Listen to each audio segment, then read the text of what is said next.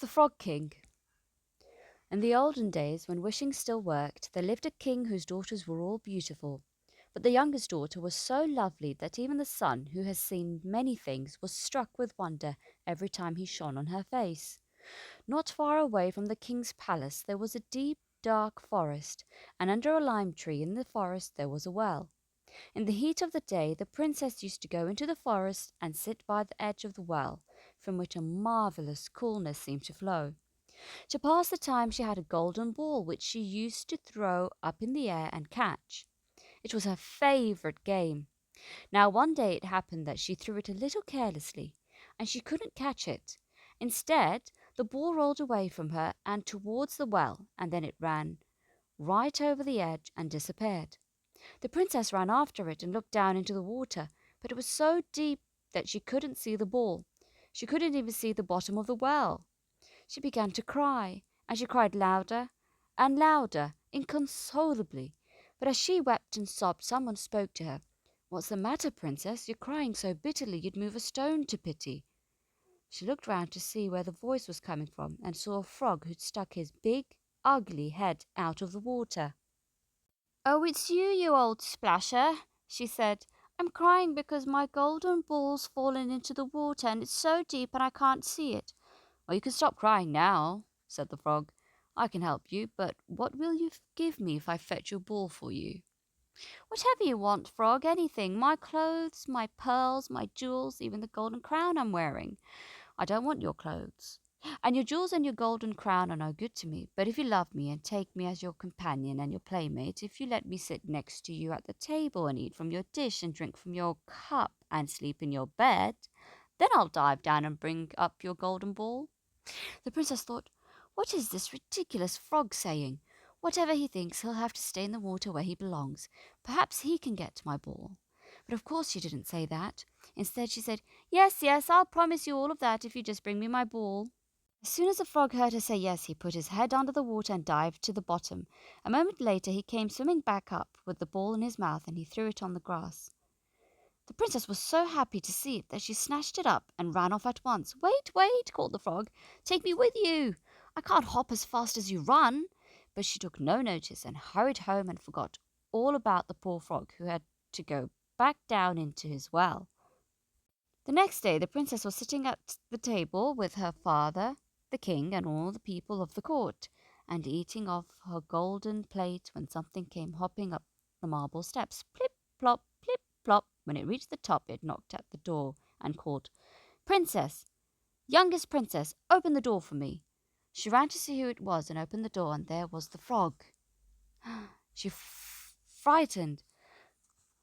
Frightened, she slammed the door shut at once and ran back to the table. The king saw her heart pounding and said, "What are you afraid of, my child? Is there a giant there at the door?" "Oh, no," she said. "It's not a giant. It's a horrible frog." "What does the frog want with you?" "Oh, Papa, yesterday when I was playing in the forest near the well, my golden ball fell in the water. And I started to cry, and because I was crying so much, the frog got it for me, and because he insisted, I had to promise that he would be my companion. But I didn't think he'd ever leave the water, not really. But there he is, outside the door, and he wants to come in." And then there came a second knock at the door, and a voice called, "Princess, princess, youngest daughter, open up and let me in, or else your promise by the water isn't worth a rusty pin. Keep your promise, royal daughter, open up and let me in." The king said, "If you make a promise, you have to keep it. Go and let him in."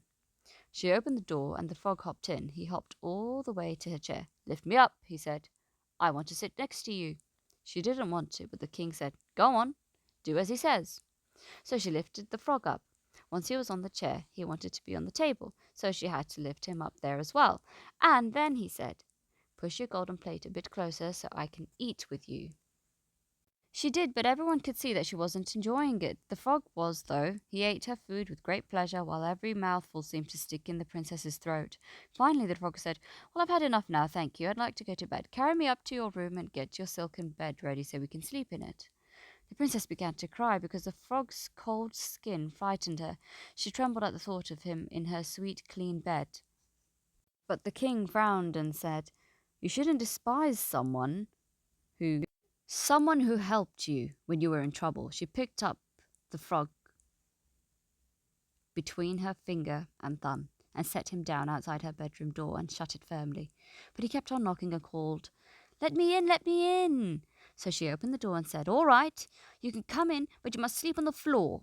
She made him lie down at the foot of her bed, but still he said, let me up, I'm just as tired as you." "Oh, for goodness sake," she said, and she picked him up and put him at the far end of her pillow. "Closer, closer," he said, but that was too much. In a flash of anger, she scooped up the frog and threw him against the wall. But when he fell back into the bed, what a surprise!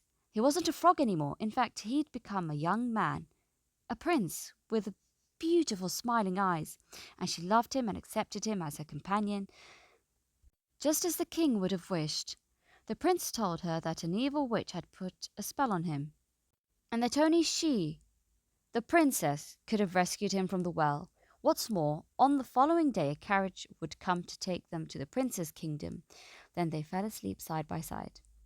And the next morning, no sooner had the sun awoken them that a carriage drew up outside the palace, just as the prince had said. It was pulled by 8 horses with ostrich plumes nodding on their heads, and golden chains shining among their harness. At the back of the coach was faithful Heinrich. He was the prince's servant, and when he'd learned that his master had been changed into a frog, he was so dismayed that he went straight to the blacksmith and ordered 3 iron bands to put around his heart to stop it bursting with grief.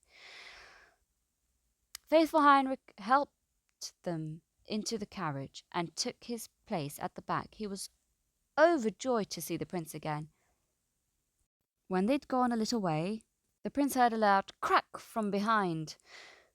He turned round and called out, "Heinrich, the coach is breaking." "No, no, my lord, it's just my heart. When you were living in the well, when you were a frog, I suffered such great pain that I bound my heart with iron bands to stop it from breaking. For iron is stronger than grief, but love is stronger than iron, and now you're human again. The iron bands are falling off." And twice more they heard the same cracking noise, and each time they thought it was the carriage, but each time they were wrong. It was an iron band breaking away from faithful Heinrich's heart because his master was safe again. The end.